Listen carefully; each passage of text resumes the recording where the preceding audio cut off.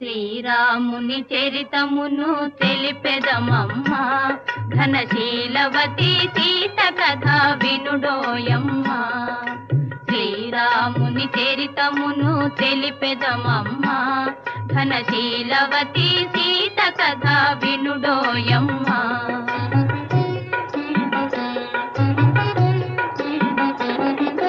చెలువు మీర పంచవటి సీమలో తమ కొలువు చేయ సౌమిత్రి ప్రేమతో, తన కొలువు తీరి రాఘవుడు భామతో.